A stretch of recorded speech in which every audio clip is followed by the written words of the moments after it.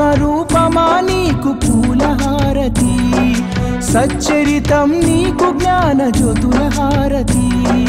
జ్ఞానహారతి జ్ఞానజ్యోతులహారతి, సాయి స్వరూపమా నీకు పూలహారతి, సచ్చరితం నీకు జ్ఞానజ్యోతులహారతి.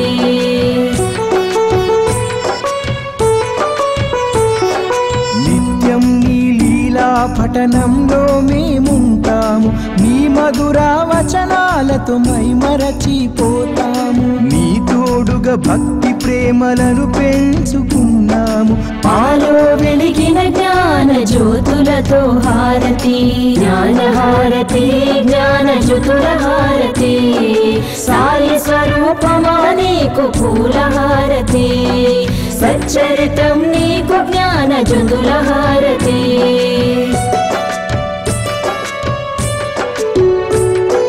సాయి ఆత్మను నీలో నింపుకుంటివి, తనివి తీర సాయిని దర్శింపజేస్తివి. కష్టాలను దుఃఖాలను తరిమి కొడితివి, దయగల తల్లి నీకు ప్రేమహారతి. జ్ఞానహారతి జ్ఞానజ్యోతులహారతి, సాయి స్వరూపమా నీకు పూలహారతి, సచ్చరితం నీకు జ్ఞానజ్యోతులహారతి.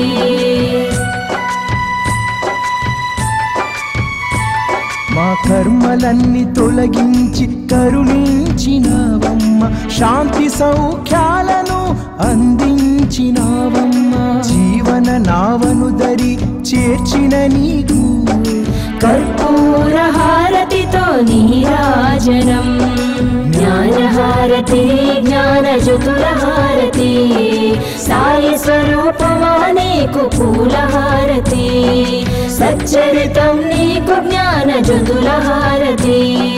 జ్ఞానహారతి జ్ఞానజ్యోతులహారతి, సాయి స్వరూపమా నీకు పూలహారతి, సచ్చరితం నీకు జ్ఞానజ్యోతులహారతి, సచ్చరితం నీకు జ్ఞానజ్యోతులహారతి, సచ్చరితం నీకు జ్ఞానజ్యోతులహారతి.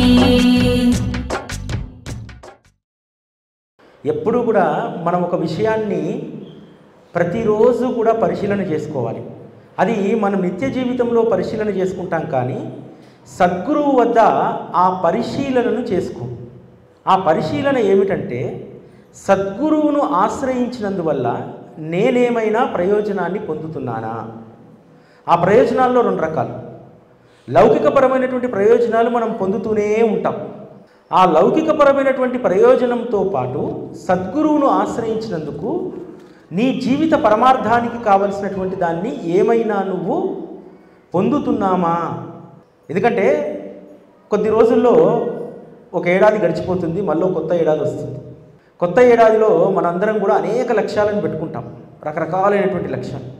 ఆ లక్ష్యాలను చేరడానికి మరలా బాబా పైనే మనం ఆధారపడి ఉంటాం.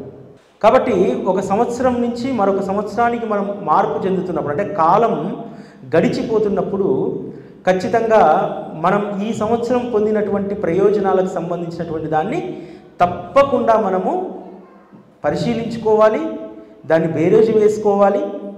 అటువంటి దాంట్లో ప్రధానమైనటువంటిది సద్గురువును చేరినటువంటి మనము ఈ ఏడాది ఏమైనా ఆయన నుంచి మనం నేర్చుకున్నామా, మన జీవితంలో ఏమైనా కొద్దిపాటి మార్పు ఏమైనా చేసుకున్నామా అనేటువంటిది తప్పకుండా మనము పరిశీలించుకోవాలి. అలా పరిశీలించుకున్నప్పుడు బాబా పట్ల మనకు మరింత ప్రేమ, అనురాగం, విశ్వాసం ఇవన్నీ పెరగడానికి ఈ పరిశీలన చాలా ప్రధానమైనటువంటిది. ఒక చిన్న ఉదాహరణ మీకు చెప్తాను. అంటే మనం అందరము కూడా బాబాకు ఇష్టమైనటువంటి దాన్ని ఆయనకు సమర్పించాలని, ఆయన యొక్క ప్రేమను పొందాలని రకరకాలుగా మనం ప్రయత్నం చేస్తూ ఉంటాం. అయితే బాబా ఏమి కోరుకుంటారు? సాధారణంగా మనందరం కూడా మనుషులం. ప్రతిరోజు కూడా ఒక పూట టిఫిన్, 2 పూట్ల భోజనం చేయకపోతే మన మనస్సు ఆందోళనగా ఉంటుంది. అంటే తినకపోతే మనిషి మనస్సు ఎంత ఆందోళనగా ఉంటుందో బాబాకు కూడా ఆయనకు కావలసినటువంటి పదార్థాన్ని మనం అందించకపోతే ఆయనకు కూడా ఆందోళనగా ఉంటుంది.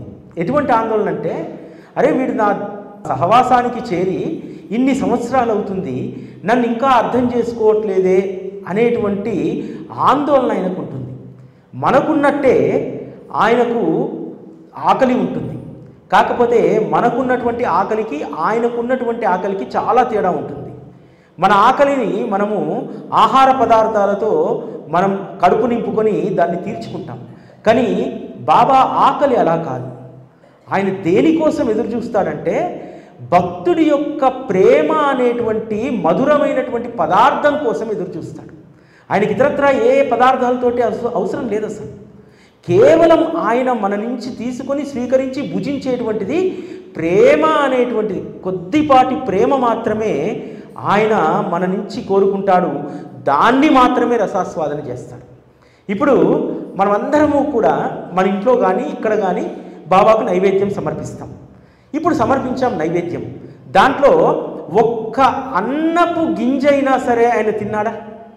మరి ఎందుకు ఆయనకు భోజనం పెట్టాలి? మనం దేన్ని స్వీకరిస్తాడంటే, నువ్వు ఆయన కోసము టమాటా పచ్చడి చేస్తావు చూసావా, ఆ టమాటా పచ్చడి చేసేటప్పుడు ఇది నేను బాబాకు నివేదిస్తున్నాను అనేటువంటి ప్రేమ నీలో ఉప్పొంగుతుంది చూసావా. ఇగో ఈరోజు ఈ కూర చేయాలి, ఈ కూర చేసే ఈ కూర అంటే బాబాకు చాలా ఇష్టము, బాబాకు 12 గంటలకల్లా నేను ఈ నైవేద్యాన్ని సమర్పిస్తానని చెప్పి మీరు కూడా బాక్సుల్లో ఎక్కడి నుంచో తీసుకొని వస్తారు చూసారా. ఆ తీసుకొచ్చినటువంటి పదార్థాన్ని ఆయన స్వీకరించడు, కానీ ఆ పదార్థంలో ఉన్నటువంటి మీ ప్రేమను మాత్రమే ఆయన స్వీకరిస్తాడు. చాలామందికి అనుమానం వస్తుంది కదా, పిల్లలు కూడా అడుగుతారు, అరే బాబా దగ్గర ఎందుకమ్మా చక్కెర పలుకులు పెడుతున్నావు, లేకపోతే రోజు నైవేద్యం పెడుతున్నావు, ఆయన తినడు కదా అంటారు. ఖచ్చితంగా ఏ భగవంతుడైనా స్వీకరించేటువంటిది భక్తుడి యొక్క ప్రేమను మాత్రమే, ఆ ప్రేమ మధురిమను మాత్రమే ఆయన స్వీకరిస్తాడు. నువ్వు ఆయన కోసం పదార్థం తయారు చేసేటప్పుడు ఎంత ప్రేమగా నువ్వు తయారు చేస్తావో ఆ ప్రేమను ఆయన స్వీకరిస్తాడు. మామూలుగా ప్రేమ లేకుండా ఆయన దగ్గర అనేక రకాలైనటువంటి వస్తువులు, చాలామంది అంటారు పంచపక్ష పరమాన్నాలు మేము సమర్పించామని. ప్రేమ లేనటువంటి పంచపక్ష పరమాన్నాలను ఆయన స్వీకరించడు. ఆయనకు అయ్యేటువంటి ఆకలి ఏమిటో తెలుసా? ప్రేమ అనేటువంటి ఆకలి మాత్రమే ఆయనకి వేస్తుంది. తన భక్తుడి యొక్క మధురమైనటువంటి ప్రేమను మాత్రమే ఆయన రసాస్వాదన చేస్తారు. చిన్నపిల్లలు భోజనం పెడుతుంటే అన్నం తినిపిస్తున్నాం అనుకోండి, అమ్మ నాకు ఈ ఆకలి కావట్లేదు, అమ్మ నాకు చాక్లెట్ ఆకలి అవుతుంది అంటారు పిల్లలు. చాక్లెట్ ఆకలి, కురుకురే ఆకలి, పిల్లలకు రకరకాల ఆకలిలు ఉంటాయి. అట్లానే బాబాకు కూడా ఎటువంటి ఆకలి ఉంటుందంటే ప్రేమ అనేటువంటి మధురిమను ఆస్వాదించేటువంటి ఆకలి ఒక్కటి మాత్రమే ఆయనకు ఉంటుంది. దీన్ని మనందరము కూడా బాగా గుర్తుపెట్టుకోవాలి. ఆ ప్రేమ మధురిమను కనుక ఆయనకు అందించగలిగితే అదే అసలైనటువంటి నివేదన. దాన్ని మాత్రమే శ్రీ సాయిబాబా ప్రేమతో స్వీకరిస్తాడు. మనం పంచపక్ష పరమాన్నాలు ఉండి దాంట్లో ప్రేమ లేకపోతే ఆయన అస్సలు స్వీకరించారు. శ్రీ సాయి సచ్చరితలో హేమాడ్ పంత్కు చాలా స్పష్టంగా చెప్తారు బాబా, ఎవరూ లేకపోయినా నువ్వు భోజనం చేసేటప్పుడు నీ పక్కన ఎవరూ లేకపోయినా ప్రేమతో నన్ను స్మరించి తింటే అది నాకు సమర్పించినట్టే అని చెప్తారు. అక్కడ ఏముంది? బాబాకు ముద్ద కలిపి నోట్లో పెట్టమని చెప్పలేదు బాబా. కేవలం స్మరణ, నువ్వు ప్రేమతో స్మరించగలిగితే నన్ను, ఆ స్మరణ ద్వారా నీ ప్రేమను నేను స్వీకరిస్తాను అని చెప్పి బాబా గారు చాలా స్పష్టంగా చెప్పారు. 1914లో ఒక సంఘటన జరుగుతుంది. బాబా శరీరంతో ఉండగానే షిరిడీలో శ్రీరామనవమి ఉత్సవం అంగరంగ వైభవంగా జరుగుతుంది. 1914 శ్రీరామనవమికి దాదాపు 60-65 వేల మంది భక్తులు అనేక ప్రాంతాల నుంచి తరలి వచ్చి చాలా పెద్ద లైన్లు, దానికోసం అప్పట్లోనే పోలీసు వాళ్ళు బ్యారికేడ్స్ ఏర్పాటు చేయడం ఇదంతా చేస్తూ ఉన్నారు. మధ్యాహ్నం దాదాపు 11:30 కావాల్సి వచ్చింది. ఆ సమయంలో బాబా కాస్త నాస్తా చేస్తాడు, టిఫిన్ చేస్తాడని చెప్పి దర్శనాలు ఆపేటువంటి ప్రయత్నం చేస్తారు. అప్పుడు బాబా అంటాడు, నాకేమీ ఆకలిగా లేదు, దర్శనాలు కొనసాగించండి అని చెప్తారు. అంతలో తర్కడ్ వస్తారు. తర్కడ్ వచ్చి బాబాకు ఒక విషయాన్ని చెప్తారు. బాబా ఒక ముసలావిడ గురుస్థాన్ దగ్గర కూర్చొని తదేకంగా నిన్నే ప్రార్థిస్తుంది, తదేకంగా నిన్నే పిలుస్తుంది, ఆమె నీ దర్శనం కోసము తహతహలాడిపోతుంది అని చెప్తారు. అవును అని చెప్పి బాబా ఏమంటారంటే, ఆ తల్లిని ఇక్కడి వరకు తీసుకురా, ఆ తల్లి 2.5 గంటలుగా నా కోసం తపిస్తుంది, ఈ మందలో రాలేక ఆవిడ అనేక ఇబ్బందులు పడుతుంది, వెళ్ళి తీసుకురా అని అంటాడు.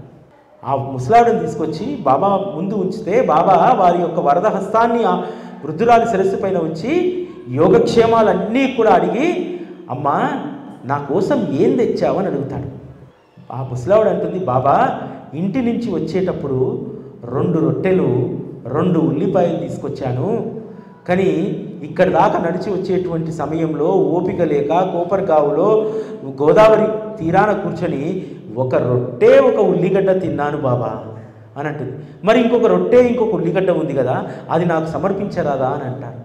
మీకు ప్రేమతో సమర్పించామని తెచ్చాను, కానీ దానిని ఆల్రెడీ నేను తిని ఉన్నాను, అది ఎంగిలవుతుంది అని అంటే, లేదమ్మా అందులో స్వచ్ఛమైనటువంటి ప్రేమ దాగి ఉంది, నీ ప్రేమను నేను రుచి చూడొద్దమ్మా అనగానే ఆ తల్లి ఆ మూట కట్టుకొచ్చినటువంటి రొట్టెను ఉల్లిపాయను బాబాకి ఇస్తుంది. అంటే భక్తుడు సమర్పించేటువంటి దాని పట్ల ఎంత ప్రేమతో ఎంత ఆసక్తిగా బాబా ఎదురు చూస్తారనేటువంటిది మనం అనేక సందర్భాల్లో చూస్తూ ఉంటాం. తర్కడ్ భార్య సీతాదేవి తర్కడు ఒక వ్యక్తి వాళ్ళ ఊరు నుంచి పితృకార్యాలు చేయడానికి నాసిక్ వెళ్తుంటాడు. వెళ్తున్నప్పుడు ఆల్రెడీ ఇంట్లో నివేదించినటువంటి కోవా బిల్లని ఇస్తుంది. ఇచ్చి ఇది బాబాకు సమర్పించమని చెప్తుంది. బాబాకు సమర్పించమంటే అతను అవన్నీ నాసిక్ క్షేత్రాలన్నీ తిరిగి షిరిడీకి వస్తాడు. వచ్చి కూడా బాబాకు ఆ మిఠాయి ఇవ్వడం మర్చిపోతాడు. ఒకసారి చూస్తాడు, రెండోసారి దర్శనానికి వచ్చినప్పుడు బాబా ఇక ఆగలేక అడిగేస్తాడు ప్రేమ. ఎందుకంటే తన భక్తురాలు ఎంతో ప్రేమతో పంపించినటువంటిది, అటువంటి దాన్ని తనకు ఇవ్వకుండా ఆ వ్యక్తి బస్సులోనే పెట్టుకుంటే బాబా అడుగుతాడు, అరే వచ్చేటప్పుడు ఆ తల్లి నాకు ఇవ్వమని ఒక వస్తువు ఇచ్చింది కదా, దాన్ని ఎందుకు నాకు ఇవ్వట్లేదని అడుగుతాడు. అప్పుడు గుర్తొస్తుంది ఆ వ్యక్తికి, వెళ్ళి తీసుకొచ్చి చేతిలో పెట్టగానే గుటుక్కుమని ఆ కోవా బిళ్ళను మింగేస్తాడు. అంటే మనం ఎంత ప్రేమగా బాబాతో ఉంటే మనం సమర్పించేటువంటి దాన్ని అంత ప్రేమగా ఆయన స్వీకరిస్తాడు.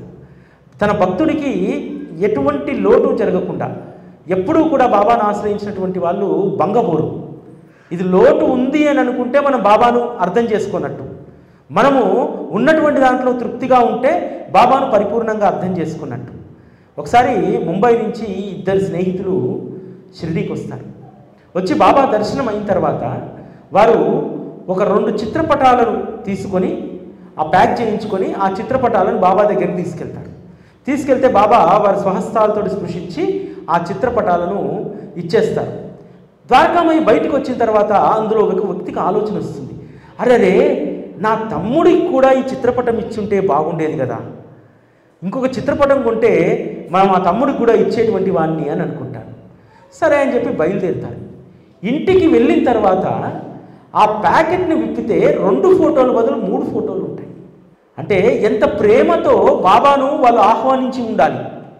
బాబాను వారి ఇంటికి రప్పించుకోవడానికి, అంటే బాబాకు బాబా చిత్రపటానికి తేడా ఉండదు కదా, బాబా రూపాన్ని తమ ఇంటికి రప్పించుకోవడానికి వాళ్ళు పడ్డటువంటి తపనను బాబా గుర్తించాడు. ఆ ప్యాకెట్లో 2కు బదులు 3 ఫోటోలు అందులో ఉన్నాయి. ఇటువంటి చమత్కారాలు అనేకం జరుగుతూ ఉంటాయి బాబా విషయంలో.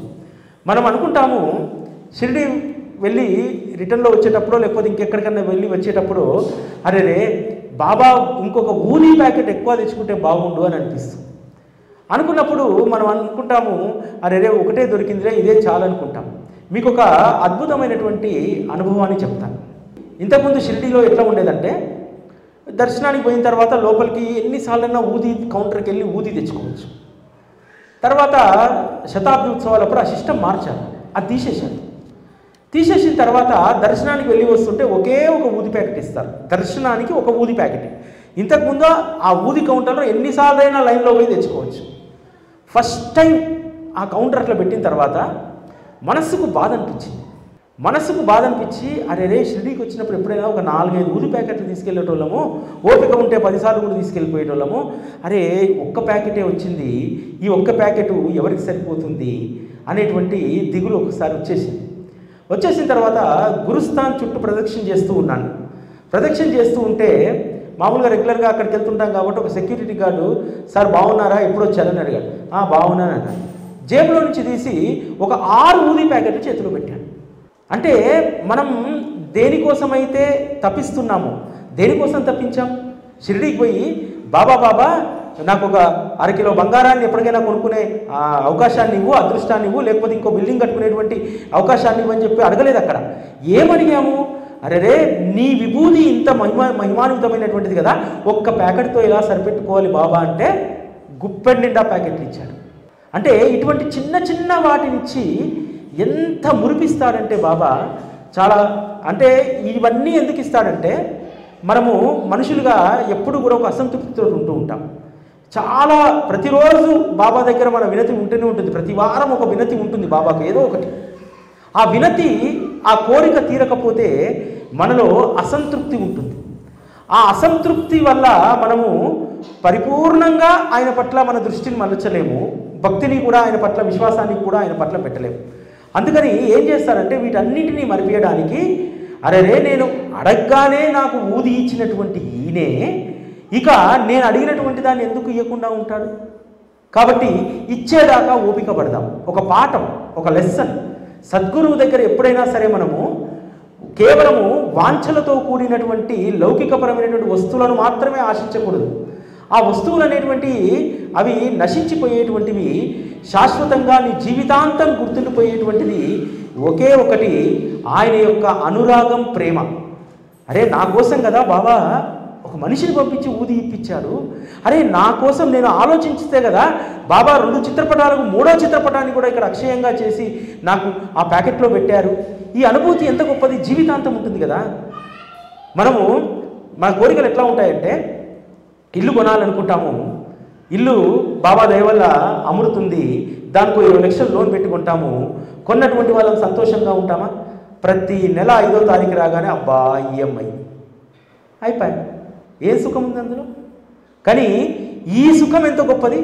అరే బాబా నన్ను గుర్తించి నాకు కావలసినటువంటి దాన్ని అక్కడికక్కడ ఇప్పించాడు కదా, ఈ తృప్తి జీవిత పర్యంతం ఉంటుంది. ఇల్లు కొంటాము, 10 ఏళ్ళు అవుతుంది, రిపేర్లు వస్తాయి, ఏం సుఖం ఉంటుంది? ఒకటేంటంటే సచ్చరిత చెప్పినటువంటి సత్యం ఏమిటంటే, మీరు నశ్వరమైనటువంటి దాన్ని మాత్రమే కోరుకుంటున్నారు. ఎందుకంటే నశించిపోయేటువంటిది ఏదైనా సరే కొన్ని రోజులు పాతపడిపోయేటువంటిదే, ఏదైనా సరే కొన్ని రోజులు మోజుపోయేటువంటిదే. వాటి కోసం బాబా దగ్గర ఎక్కువగా యాగి చేస్తుంటాం.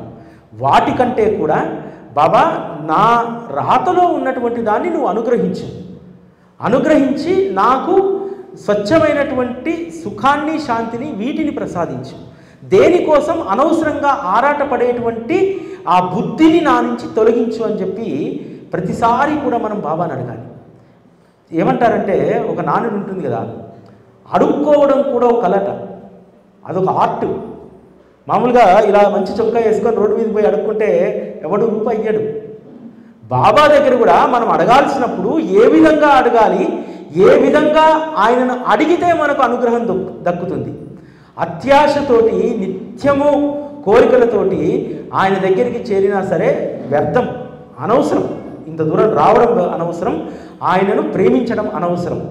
ఎవరమైతే ఒక తృప్తి అనేటువంటి లెవెల్కి వెళ్ళి, ఓకే బాబా ఇప్పుడు ఉన్న స్థితిలో ఆనందంగా జీవించేటువంటి ఆ బుద్ధిని నాకు ప్రసాదించు అన్నాం అనుకోండి, ఖచ్చితంగా మన లైఫ్ ఒక స్టేబుల్గా వెళ్తుంది.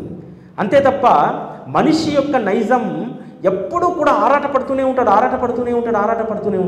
ఆ ఆరాటపడేటువంటి వాడు ఆ ఆరాటంలోనే కొట్టుకొని పోతాడు.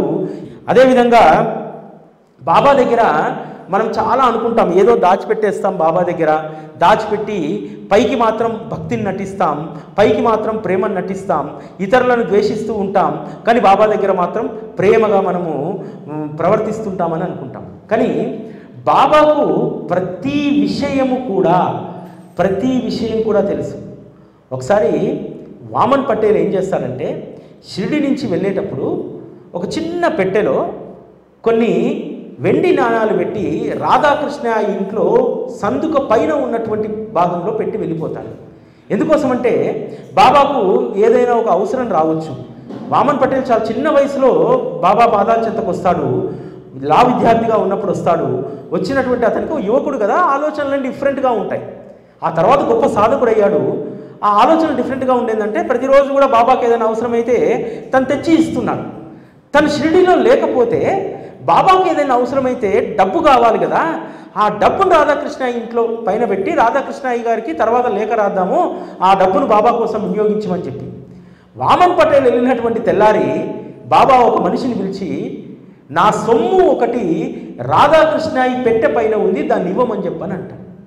పోయి ఆ వ్యక్తి అడగగానే రాధాకృష్ణయ్య అంటుంది, అసలు నేనెప్పుడు రూపాయి ఉంచుకోను, నాకు రూపాయితో ప్రమేయమే లేదు, కాబట్టి నా ఇంట్లో రూపాయి ఎక్కడిదంటే బాబా చూడమన్నారు, పెట్టెపైన ఉంటుంది చూడండి. వ్యక్తి చూస్తే ఆ పెట్టెపైన చిన్న బాక్స్లో ఒక 12 వెండి నాణ్యాలు ఉన్నాయి. అది తీసుకెళ్ళి బాబాకి ఇస్తారు.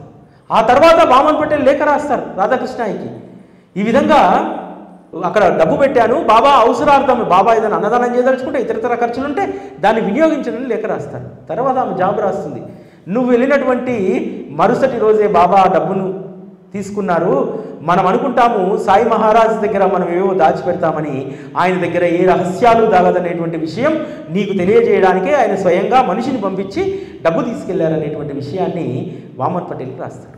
కాబట్టి మనందరము గుర్తుపెట్టుకోవాల్సింది ఏంటంటే, ఎక్కడైనా రహస్యాలు ఉండవచ్చు, బాబా దగ్గర మాత్రము రహస్యాలు అనేటువంటివి ఉండవు. బాబాకి ఇచ్చినటువంటిది ఎప్పుడూ కూడా బాబా అక్షయం చేస్తాడు. బాబాకు మనం ఒక దానిని సమర్పిస్తే అంతకు 100 రెట్లు నేను ₹1 సమర్పించినటువంటి వాళ్ళకి ఇవ్వాల్సి ఉంటుంది అన్నారు కదా, అది ప్రతి భక్తుడి జీవితంలో అది జరుగుతుంది. ఎందుకంటే బాబా ఏ రుణాన్ని వారు ఉంచుకోరు.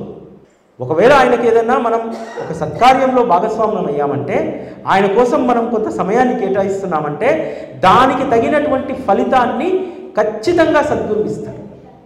కాబట్టి వచ్చే సంవత్సరము మనందరము కూడా కొంత మన జీవితాల్లో మార్పు చేసుకోవాలి. ఎందుకంటే మంచో చెడో తెలుసో తెలియకో మనము సద్గురువు పట్ల ప్రేమను పెంచుకున్నాం. ఆ ప్రేమకు పరిపూర్ణతను మనం సాధించుకోవాలంటే ఆయన గురించి తెలుసుకోవడానికి, ఆయన గురించి శోధించడానికి, ఆయన గురించి అధ్యయనం చేయడానికి అందరికీ అన్ని రోజులు వీలు పడకపోవచ్చు. కనీసం ఒక్క గురువారమైనా లేదా వీలు కలిగినప్పుడు శ్రీ సాయి సచ్చరితను పారాయణ చేసేటువంటి అవకాశాన్ని సద్వినియోగం చేసుకోండి. ఒకటి సత్యం ఏమిటంటే, నేను నమ్మేది ఈ జగత్తులో ఉన్నది, ఈ ప్రపంచంలో ఉన్నది ఒక్కరే. ఆ ఒక్కరెవరంటే మీరు నమ్మినటువంటి శ్రీ సాయిబాబానే కావచ్చు, శ్రీపాద వల్లభుడే కావచ్చు, దత్తాత్రేయ కావచ్చు, ఆంజనేయ స్వామి కావచ్చు, అమ్మవారే కావచ్చు, ఉన్నది ఒక్కరే. వీరు వేరు వేరు కాదు. మనము ఒకే దానిని విశ్వసిస్తే మన జీవితం ఎంత అద్భుతంగా ఉంటుందంటే, ప్రతి ఒక్కరు కూడా మన మనస్సులో ముద్రించుకోవాల్సింది, సాధించుకోవాల్సింది ఒక్కటే. ఈ ప్రపంచమంతా ఒక్కటే అయినప్పుడు ఇక వేరు ఉండదు. ఈ ప్రపంచంలో అనేక అవతారాల సృష్టి, అది భగవంతుడి యొక్క కళ. భగవంతుడు ఆయా ధర్మానికి, ఆయా పరిస్థితులకు, ఆయా యుగాలకు అనుగుణంగా అవతరించాడు. కానీ అవతరించినటువంటి వారు ఒక్కరే. ఆ ఒక్కరిని మనం ఉపాసన చేసుకుంటే ఏకనామము, ఏకరూపము, దీన్ని సాధించినటువంటి వాళ్ళు ఇంకా ఏ సాధన చేయాల్సిన అవసరం లేదు. ఒకే రూపాన్ని ధ్యానించడం, ఒకే నామాన్ని స్మరించడం. మనిషి నైజం ఎలా ఉంటుందంటే, కొన్ని రోజులు శంకర భగవానుడి పట్ల ప్రేమ ఉంటుంది, ఇక అసలు ఆపం. ఓం నమ శివాయ, ఓం నమ శివాయ, ఓం నమ శివాయ. తర్వాత అమ్మవారి పైన ప్రేమ కలుగుతుంది, శ్రీమాత్రే నమ, శ్రీమాత్రే నమ, శ్రీమాత్రే నమ. ఇక్కడ రాగానే ఓం నమ శివాయ వదిలేశాము, శ్రీమాత్రే అయిపోయింది, మళ్ళీ శ్రీ నమో వెంకటేశాయ, దాన్ని కొన్ని రోజులు పాటిస్తాము. ఇట్లా జీవితంలో ఒక్కొక్క దాన్ని పట్టుకొని వెళ్ళిపోవడం వల్ల ఏ లక్ష్యాన్ని మనం సాధించలేం. పట్టుకుంటే ఏదో ఒకదాన్ని, శ్రీమాత్రే నమః, నమ శివాయ, ఓం శ్రీ సాయిరామ్, ఏదో ఒకటే. వీటిలో వేరు భేదాలు లేవు. ఒకదాన్ని కనుక పట్టుకోగలిగితే నీ జీవితము ఎంత అద్భుతంగా ఉంటుందంటే అంత అద్భుతంగా ఉంటుంది. బాబా యొక్క ప్రేమను చవిచూసినటువంటి తొలినాళ్లలో నేను ఒకే ఒక ప్రతిజ్ఞ రాసుకున్నా. ఆ ప్రతిజ్ఞకే ఇప్పుడు కట్టుబడి ఉంటాను నేను. ఆ ప్రతిజ్ఞనే నాకు ఎప్పుడు ఏ సమస్య వచ్చినా ఆ ప్రతిజ్ఞని నేను చదువుకుంటా. ఎందుకంటే నా కోసం ఈ ప్రపంచంలో ఉన్నది ఒక్కరే. నేను ఒక 8 సంవత్సరాల క్రితం నేను రాసుకున్నటువంటి కొన్ని మాటలు, నాకు నేను ధైర్యం తెచ్చుకోవడానికి రాసుకున్నటువంటి మాటలు ప్రతి కొత్త సంవత్సరం రోజు నేను దాన్ని మననం చేసుకుంటాను, చదువుకుంటాను. ఆ మాటలు ఏమిటంటే, నా అన్నవాడు నన్ను ఒంటరిని చేసిన, నా జీవితం నన్ను ఓడించిన, ప్రపంచం నన్ను వెలివేసిన ఒకే ఒక్కడు నా వెంట ఉంటాడు. నా కోసమే ఒక కొత్త ప్రపంచాన్ని సృష్టిస్తాడు. తల్లిలా లాలిస్తాడు, తండ్రిలా పరిపాలిస్తాడు, గురువుగా మార్గదర్శిగా నాకు ఒక కొత్త మార్గాన్ని చూపుతారు. తను చూపినటువంటి దారిలో నిబద్ధతతో నేను నడిస్తే ఎవరికీ అందనంత ఎత్తులో నన్ను నిలుపుతారు. ఒక్కసారి నీ మనస్సు తనువు ఆ పరబ్రహ్మ స్వరూపానికి అర్పిస్తే నీ జీవితాన్ని పండిస్తాడు. ఆ వెలుగుల తేజమే శ్రీ సచ్చిదానంద సద్గురు సాయినాథ్ మహారాజ్. ఈ ప్రతి అక్షరం నా జీవితంలో నిజమైంది. ప్రతి అక్షరం. నా అన్నవాడు నన్ను వెలివేస్తే నేను అనుభవించాను. మన అన్నవాడు మనల్ని వెలివేస్తే ఎంత క్షోభ ఉంటుంది. నా అన్నవాడు నన్ను ఒంటరిని చేసి వెళ్ళిపోతే, జీవితంలో భార్యాభర్తల అనుబంధం, ఆ అనుబంధంలో ఒకరు వెళ్ళిపోతే ఎంత దుఃఖం ఉంటుంది. ఎంతోమంది తల్లులు ఈ ప్రతిజ్ఞతో చాలా సంక్లిష్టమైనటువంటి పరిస్థితుల్లో ధైర్యంగా జీవితాన్ని ముందుకు సాగించగలిగారు. నా జీవితం నన్ను ఓడించిన, మనల్ని ఓడించడానికి ఇంకెవడ అవసరం లేదు. మన జీవితమే మనల్ని ఓడిస్తుంది. మన జీవితంలో చేసేటువంటి తప్పులే మనల్ని ఓడిస్తాయి. నా అన్నవాడు నన్ను వెలివేసిన, నా జీవితం నన్ను ఓడించిన, ప్రపంచం నన్ను వెలివేసిన. వేసింది, ప్రపంచం వెలివేసింది. ఒకానొక సందర్భంలో మంచి ఉద్యోగం నుంచి బయటికి వచ్చి, దాదాపు 10-12 సంవత్సరాల క్రితం ఒక 80,000 రూపాయలు వచ్చేటువంటి జీతం నుంచి బయటికి వచ్చి బాబా కోసం పని చేయాలి, బాబా కోసమే జీవితాన్ని మనం సద్వినియోగం చేసుకోవాలన్నప్పుడు, అప్పటి వరకు నా ద్వారా ప్రయోజనం పొందినటువంటి వారు, నా ద్వారా అనేక ఉద్యోగాలు పొందినటువంటి వారు ఫోన్ చేసి మాట్లాడడానికి సాహసించలేదు. ఎందుకు తెలుసా? ఏదో ఒక సహాయాన్ని అడుగుతామని. ఇది అందరికీ వస్తుంది జీవితంలో. ఇవన్నీ ఒక్క వ్యక్తికి వచ్చేటువంటివి కాదు, అందరికీ వచ్చేటువంటి ఈ సమస్యలన్నీ. ప్రపంచం మనల్ని వెలేస్తుంది. కష్టంలో ఉన్నప్పుడు ప్రపంచం వెలేస్తారు. మనకి ఒకవేళ మన ఎంత ఎదురుపడ్డా సరే, ఎవడన్నా వీడెవడో అని చెప్పి మొహం చెప్పుకొని వెళ్ళిపోతుంది. ఏం చేయాలి? ఒకే ఒక్కడు నీ వెంట ఉంటాడు. ప్రపంచమంతా వెలివేసినా సరే నువ్వు నమ్మినటువంటి దైవం మాత్రమే నీ వెంట ఉంటాడు. ఏం చేస్తాడు? నీ వెంట ఉండి నీ కోసమే ఒక కొత్త ప్రపంచాన్ని సృష్టిస్తాడు. ప్రపంచం నిన్ను వెలేసింది కదా, ఆ ప్రపంచం నిన్ను రానియట్లేదు కదా. ఆ ప్రపంచం మాయా ప్రపంచం, కానీ మాయ లేనటువంటి ప్రపంచాన్ని నీ కోసం సృష్టిస్తాడు. ఎస్, నేను అనుభవించాను. ప్రపంచమంతా వెలివేసినప్పుడు మళ్ళీ ఒక కొత్త ప్రపంచాన్ని నాకు సృష్టించి ఇచ్చాడు. సృష్టించి దాంట్లో ఉన్నతమైనటువంటి స్థానంలో ఆయన కూర్చోబెట్టాడు. ఎందుకు? వీళ్ళందరూ వెలివేసినా నువ్వు ఒక్కడివి ఉన్నావని చెప్పి నమ్ముకున్నందుకు. అంతేకాదు, కేవలం ప్రపంచాన్ని సృష్టించి వదిలేయడు. అందరూ దూరం అవుతారు కదా, తల్లి తండ్రి బంధువులు స్నేహితులు అందరూ దూరం అవుతారు కదా. ఆ దూరమైనటువంటి లోటును తల్లిలా లాలిస్తాడు, తండ్రిలాగా సంరక్షిస్తాడు, ఒక మార్గదర్శిలాగా, ఒక గురువులాగా కావలసినటువంటి మార్గాన్ని ఆయన చూపెడతాడు. అది బాబాలో ఉన్నటువంటి గొప్ప శక్తి. ఇంకెవరు చేయలేరు. అది అసాధ్యం ప్రపంచంలో. నీకెవరైనా నువ్వు ఇబ్బందుల్లో ఉన్నప్పుడు నీ స్నేహితుడు కేవలం ఒక లిప్ సింపతి చూపెడతాడు, అవసరమైతే 4 రోజులు సహాయం చేస్తాడు, 5వ రోజు ఎవడు రాడు. కానీ చిరకాలం ఉండిపోయేటువంటిది మాత్రం ఆ ఒక్కరే. ఆ ఒక్కరిని నమ్ముకున్నటువంటి వాళ్ళందరూ కూడా ఎప్పుడూ ధైర్యంగా ఉంటారు. అంతేకాదు, ఆయన మనం ప్రపంచం నుంచి వెలివేయబడ్డప్పుడు, మనకెవ్వరు లేనప్పుడు ఆయన మనకు ఒక దారి చూపెట్టారు. దారి చూపెట్టినప్పుడు ఏం చేయాలి? ఆయన చూపినటువంటి దారిలో నిబద్ధతతో నడుచుకోవాలి. అప్పుడు మాత్రమే మనం చేరాల్సినటువంటి గమ్యాన్ని చేరుతాం. నిబద్ధత లేనటువంటి జీవితము ఎప్పుడూ కూడా మనల్ని ఉన్నత శిఖరాల వైపు పంపివ్వదు. ఎందుకంటే ఆయన చెప్పినట్టు నిబద్ధతతో నడిస్తే ఏం చేస్తాడో తెలుసా? ఎవరికీ అందనటువంటి ఎత్తులో ఉంచుతాడు. అందం. అప్పటిదాకా మనం ఇబ్బందుల్లో ఉన్నప్పుడు మనకు కనీసం ఫోన్ చేసి పలకరించడానికి మొహం చాటేసినటువంటి వాళ్ళు కనీసం మన ఎదురుబడి మాట్లాడేటువంటి సాహసం కూడా చేయడు. ఎందుకంటే మన అంత ఎత్తులో పెడతారు. అప్పుడు సిగ్గుపడతారు వీళ్ళందరూ. అప్పుడు రియలైజ్ అవుతారు, అరే ఆ రోజు అనవసరంగా మంచి స్నేహాన్ని పోగొట్టుకున్నానే అనుకుంటారు. తర్వాత బాధపడతారు. మనం ఒక మంచి స్థితిలో బాబా మనల్ని పెట్టిన తర్వాత. ఒక్క సద్గురువు వల్ల మాత్రమే ఇది సాధ్యము. ఒక్కసారి మన మనస్సు, తనువు, మన జీవితాన్ని ఆయనకు అర్పిస్తే ఇక మన యోగక్షేమాలన్నీ కూడా ఆయన్నే చూసుకుంటారనేటువంటి ధీమా మనకు వస్తుంది. ఆయనకు సకలం అర్పిస్తే మన జీవితాన్ని పండిస్తాడు ఆయన. ఆ పండించేటువంటి పంట ఎంత అద్భుతంగా ఉంటుందంటే ఇక లోటు ఉండదు మనకు దేనికి. అంత మంచి స్థితిలోకి మనం వెళ్తాం. అట్లా అని చెప్పి ఐశ్వర్యవంతులము, గొప్ప ధనవంతులు మనతో అని కాదు, తృప్తిగా జీవించేటువంటి స్థితిని ఆయన ఇస్తాడంతే. అటువంటి ఒక్కరే మన జీవితంలో ఉంటారు. ఆ ఒక్కరినే మీరు బలంగా పట్టుకోండి. ఆ ఒక్కరినే బలంగా పట్టుకుంటే మన జీవితం పండుతుంది. మనందరం కూడా మన జీవితం దేనికోసం ఆశిస్తాం? మన జీవితం పరిపూర్ణం కావాలి, సార్థకత కావాలి, అది ఒక పరిపక్వతకు రావాలి, అది మంచిగా ఆనందంగా ఉండాలని చెప్పి అనుకుంటాం కదా. దానికి ఏ యజ్ఞ యాగాదులు, ఏ సాధనలు అవసరం లేదు. ఒక్కరినే పట్టుకోండి, ఖచ్చితంగా మీ జీవితాలు కూడా తప్పకుండా పండుతాయి. అటువంటి పండేటువంటి జీవితం అద్భుతంగా ఉంటుంది. ఏ లోటు లేనటువంటి ఒక అందమైన, నేను రాసుకున్నటువంటి దాంట్లో ప్రతి ఒక్కరికి అది సాధ్యమవుతుంది. నిన్ను ఈ ప్రపంచం నుంచి వేరు చేసి నీకోసమే ఒక కొత్త ప్రపంచాన్ని ఆయన సృష్టిస్తాడు. నీకు ఈ ప్రపంచంతో పని ఉండదు. ఈ ప్రపంచం అంతా కూడా మాయ. ఈ మాయా ప్రపంచం నువ్వు ఇద్దరు సమానంగానే ప్రయాణిస్తారు రైలు పట్టాల్లాగా. కానీ మనం ఎప్పుడు కూడా ఈ మాయా ప్రపంచంలోకి మళ్ళీ వెళ్ళం. మన కోసం అంటూ ఒక కొత్త ప్రపంచాన్ని ఆయన సృష్టించిన తర్వాత మన ప్రయాణం అద్భుతంగా ఉంటుంది. అటువంటి అద్భుతమైనటువంటి ప్రయాణం వచ్చే కొత్త ఏడాదిలో మనందరము కూడా అనుభవించాలని చెప్పి మనస్ఫూర్తిగా శ్రీ సాయినాథుని యొక్క చరణ కమలాలను పట్టుకొని ప్రార్థిస్తూ ఓం శ్రీ సాయిరామ్. శ్రీ సచ్చిదానంద సద్గురు సాయినాథ్ మహారాజ్ కీ జై.